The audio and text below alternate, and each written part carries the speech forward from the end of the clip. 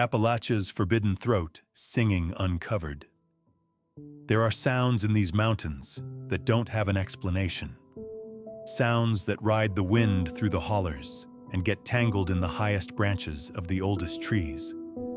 Most are familiar: the cry of a hawk, the rustle of something unseen in the undergrowth, the sigh of the wind itself. But some are different. Some sounds feel ancient, like they don't come from any living thing we know. They feel like they come from the mountains themselves. For generations, people here have whispered about one sound in particular, a voice that isn't one voice, but two. A sound that started as a remarkable human tool, but became something else entirely. They called it the second voice. And the story of how it was found, how it was used, and what it became, is a lesson in why some things, once lost, should probably stay that way. Because some doors, once you open them, can never be closed again. The story goes that in the 19th century, settlers deep in the most remote parts of these mountains developed a way to make their voices carry for miles across the canyons. It was a form of throat singing, a tool born of absolute necessity, a way to connect one isolated homestead to another. The old stories, the ones whispered on porches as the sun bleeds out behind the ridges, say they learned it from the mountains themselves. But as generations passed, the original purpose was forgotten, and a new, more terrifying one was discovered. They learned that the second voice didn't just travel across the canyons. It could also be used to call back whatever was listening from the deep woods. Section 1. The Echo of Necessity. To understand the second voice, you first have to understand the land that birthed it. The Appalachian Mountains aren't like other ranges. They're ancient, weathered, and folded in on themselves. The ridges are brutally steep, the valleys narrow and deep. They call them hollers, creases in the earth that can swallow sound and sunlight. When Scots, Irish, and German settlers pushed into these remote pockets in the 18th and 19th centuries, they found a beautiful but profoundly isolating world. A family might live in a holler just a mile, as the crow flies, from their nearest neighbor, but the terrain between them could be an impassable wall of rock and rhododendron. Communication was a constant struggle. A shout would be swallowed by the dense woods. A gunshot was a signal of last resort, an alarm for dire emergencies. There was a need for a sound that could cut through the fog, a voice that could ride the air currents over a ridge and down into the next valley with clarity. And so, according to the legend, the second voice was born. It wasn't a shout or a yodel, though Appalachia has its share of those. It was a polyphonic technique, a vocal practice that is, on paper, acoustically remarkable. It starts with a low, steady drone, a fundamental note that resonates deep in your chest. This was the carrier wave. Then, by subtly changing the shape of the mouth and throat, a singer could isolate and amplify the harmonic overtones of that drone, creating a second, high-pitched, flute-like melody that seemed to float right on top of the first. The low drone had weight. It could travel through the ground and the dense, damp air. The high overtone was the signal, sharp, piercing, and able to slice through the constant whisper of wind and leaves. Together they formed a sound uniquely suited to the landscape. It was said a skilled caller could make their message understood from 2, even 3 miles away, their two-toned voice arriving as a ghostly but clear signal. It was a tool, a triumph of human ingenuity against the crushing isolation of the mountains. But this practical explanation, the one that makes perfect sense, is only the beginning. It's the part of the story you tell in the daylight. The real story begins when the sun goes down. The old-timers said. The old-timers, the ones who remembered the stories of their great-grandparents, had a different take. They'd tell you the second voice wasn't invented. It was learned. Or maybe it was taught. They'd say the first settlers who tried to call out across the canyons noticed something strange. The mountain didn't just repeat their calls, it changed them. The echoes that came back from the deep, stone-lined hollers were sometimes purer, stronger, and weirdly layered. The story goes that a person would call out a single note, and what would come back from the opposing cliff face wasn't just their own voice. It was their voice, sure, but with something else woven through it. A faint, higher tone, as if the mountain itself was harmonizing. The landscape, with its unique acoustic properties, was acting as a giant resonating chamber, isolating the natural overtones in the human voice and sending them back as a separate, distinct sound. The first people to master this weren't inventors, they were mimics. They spent years just listening. They learned to hear the mountain's answer, to understand the physics of it in their bones without knowing the words for it. They learned how to shape their own throats to replicate that effect, to create the overtone themselves instead of waiting for the echo. They learned to sing back to the mountain in its own language. And this is where the story turns. It stopped being about communication between people. It became about a communication between a person and a place, a secret dialogue. These practices became known in the most hidden communities as the hermit polyphonies. They were skills passed down not in a town or a church, but within single families, from a father to a son, a mother to a daughter, in isolated cabins miles from any road. They were kept secret because the old-timers knew something fundamental had changed. The voice they were using to sing across the canyons was no longer entirely their own. It was a shared voice, and they were no longer sure what, exactly, they were sharing it with. The preacher's journal. For a long time, this was all just folklore. Then, in the 1980s, a new piece of the legend surfaced, a story about a fragment of a journal said to belong to a traveling preacher named Silas Green, dated 1887. The journal was supposedly found in the collapsed basement of a burned-out church in a nearly inaccessible part of West Virginia. While most was ruined by mold and time, a few legible passages described his work in a remote mountain community, and they described the second voice. Silas Green didn't see it as a clever tool. He saw it as a spiritual corruption. He called it the Devil's Duet. One entry, dated October 12, 1887, supposedly reads, "I preached today on the sin of pride, yet the people of this hollow are guilty of a stranger transgression. In the evening, I heard it again, a sound that is an affront to God's creation.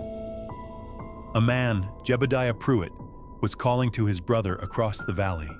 From his throat came not one sound, but two. A low groan like a burdened soul, and a high, unnatural whistle that sounds like no human thing. It is a mockery of the Holy Spirit, which gives man one voice to praise the Lord. This second tone is an intruder. It does not belong." Green grew more disturbed the longer he stayed. He believed the practice wasn't just unnatural, but a form of idolatry. They weren't calling to each other, he claimed, but to the mountain itself, which he called this great, sleeping beast of stone and soil. A later entry, from November 2nd, is even more chilling. "I confronted Pruitt today. I told him this second voice was a blasphemy. He is a quiet man, with eyes the color of the creek bed. He looked at me, not with anger, but with a kind of pity. He told me the voice was a gift from the mountain. He said, 'Preacher, you think we taught ourselves this? The mountain taught us. It sings all the time. You just have to be quiet enough to hear it. We just learned to sing along."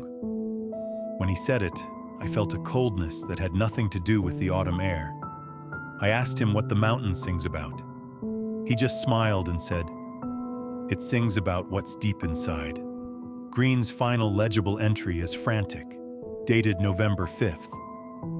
"They did it again tonight, the whole family. Not for sending a message, this was different. It was a ritual. 3 of them, standing at the edge of the woods, their voices weaving together into a chord of drone and whistle that seemed to pull the very air taut. It was not a call. It was a summons. And this time, from the deep woods, something answered. It was not an echo. An echo does not have a different melody. An echo does not have hunger in its sound. I am leaving this cursed place at dawn. They are not calling across the canyons anymore. They are calling down." The Althea Parsons transcript. Silas Green's journal, if it was even real, vanished back into private hands, becoming just another piece of the legend. The story could have ended there, a curious but unverifiable bit of mountain folklore. But then, in the 1970s, another piece of the puzzle emerged. It came in the form of a controversial transcript from a university folklore project, one that was never officially published. It was an interview with an elderly woman from eastern Kentucky named Althea Parsons. Althea grew up in a holler so remote it didn't get electricity until the 1960s. The interviewer was asking her about old planting songs and folk remedies. But then, he asked if she'd ever heard of people using strange calls to speak across the mountains. The transcript notes that she became very still. She refused to speak about it until the tape recorder was turned off. The folklorist, thankfully, kept taking handwritten notes. Althea didn't call it the second voice. Her family had another name for it, the beckoning. She said her grandfather was one of the last who knew how to do it. She remembered him as a very old man, standing on his porch in the twilight. He wouldn't do it when the sun was high, she said, according to the notes. Always in the gloaming. He'd say the air was thinner then. She described the sound just as the preacher had, but from a place of familiarity, not fear. A low hum that made the floorboards vibrate, and a high, sweet, lonely sound that seemed to hang in the air after the hum was gone. But her memory of its purpose was entirely different. That wasn't for talking to people, Althea insisted. That was for talking to the quiet. My grandma, she hated it. She'd make us all go inside, shut the door. She'd say, "Your granddad is calling on things that don't have names." He wasn't calling to his brother over the ridge. He was listening for a reply from down in the dark timber, where the creek runs black and the sun don't never touch the ground. The interviewer asked what he was calling for. Althea was quiet for a long time. Then she said, "He never said, but one time I peeked. I saw him doing it, and I saw what happened. The call went out, that double sound, you know, and it went on for a long time. Then it stopped, and the silence that came after, it was heavy. Then, from way down in the woods, something came back.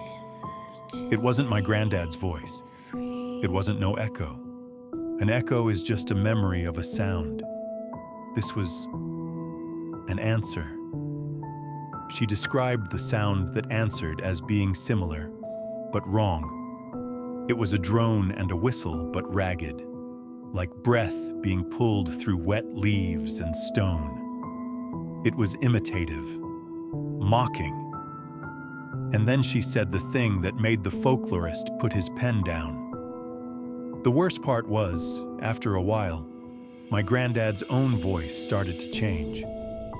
When he'd call, it started to sound more like the thing answering him. A little bit at first, then more. Like he was forgetting how his own voice was supposed to sound. He was learning a new way to speak. The last time he did it, The sound he made and the sound that came back from the woods.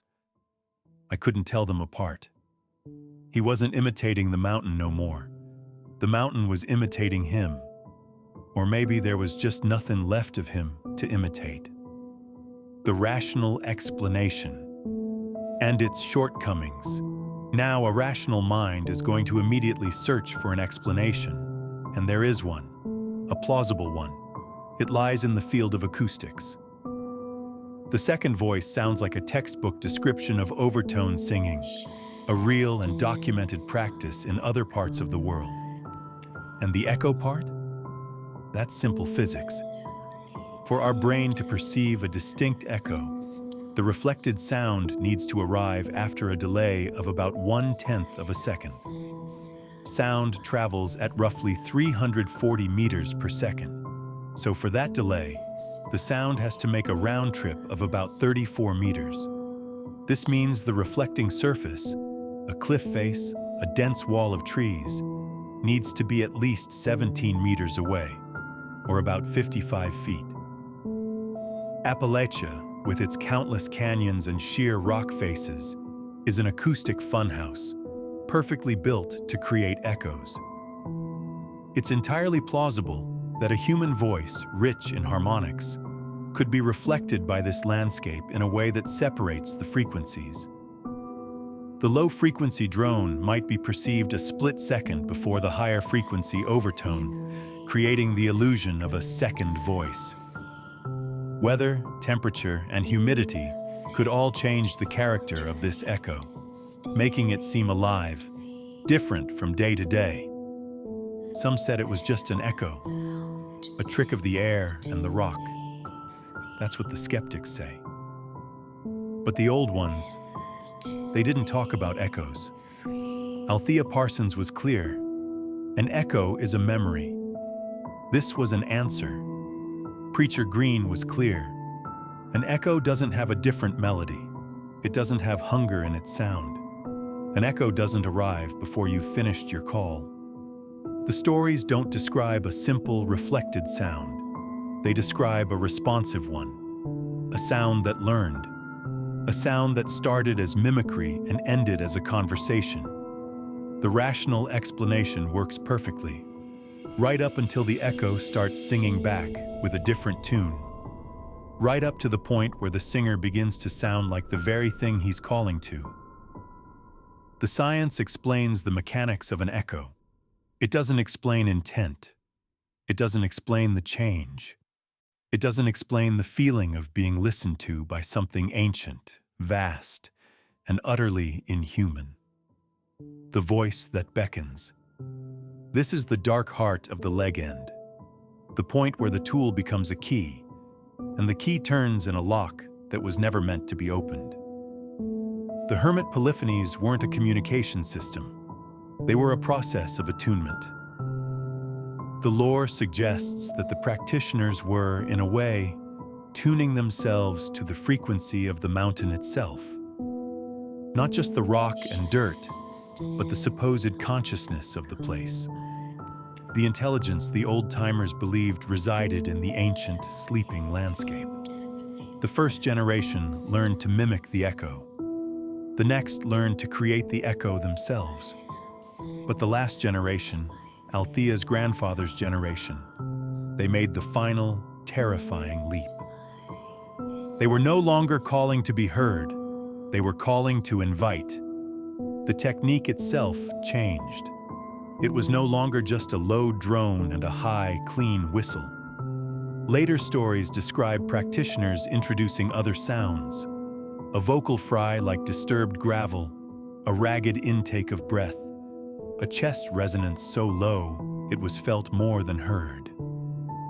Their vocal palette began to expand beyond the human, borrowing from the sounds of the deep woods, the rasp of a sick animal, the snap of a breaking branch, the moan of wind through a dark mine opening.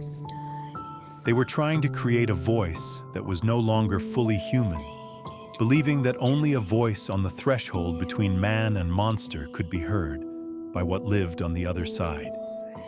They were transforming their own larynx into a bridge. and when the bridge was complete, the invitation was accepted. The voice that came back from the woods was the mountains, yes, but now it was speaking a language it had learned from men. It used the cadence of human calls, the melody of human song, but with a grammar and intent that was utterly alien. The ultimate horror of the second voice isn't that it calls something out of the woods, it's that it invites something in. The final stage of the practice, according to the darkest corners of the legend, was a form of replacement. The practitioner would sing to the mountain would sing back, and over time, the singer's own internal voice, their very soul, would be hollowed out and replaced by the resonance of the mountain. They would still walk and talk, but their voice would no longer be their own. The second voice would become their only voice. The call and the echo would become one.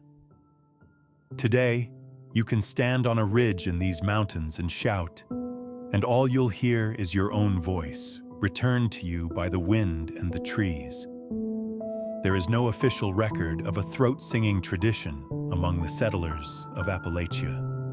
No university study documents a practice called the second voice. The story of Silas Green's journal and Althea Parsons' interview exists only in the murky world of folklore, a story built from the very real isolation and the very real acoustic strangeness of this land. It is a piece of fictional horror, a legend, a story, that's all.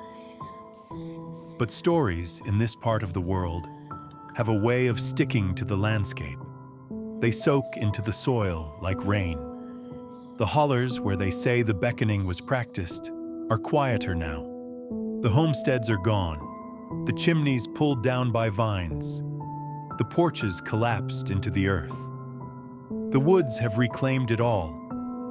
But sometimes, at dusk, when the air gets thin and the world holds its breath, you can almost imagine it. You can almost hear a low drone on the edge of hearing, a sound that feels older than the trees. You can almost hear a high, lonely whistle that seems to come from nowhere and everywhere at once. And you find yourself listening for the answer. You find yourself wondering if the quiet is empty, or if it's just listening, waiting for someone foolish enough to call out in the right way once more. Waiting for someone to try and learn the song again. Because around here, the mountains remember. The line between a strange sound and a terrifying experience is often just a matter of circumstance. The woods are full of noises you can't quite place. If you've ever heard something in the woods you couldn't explain, share your story in the comments below.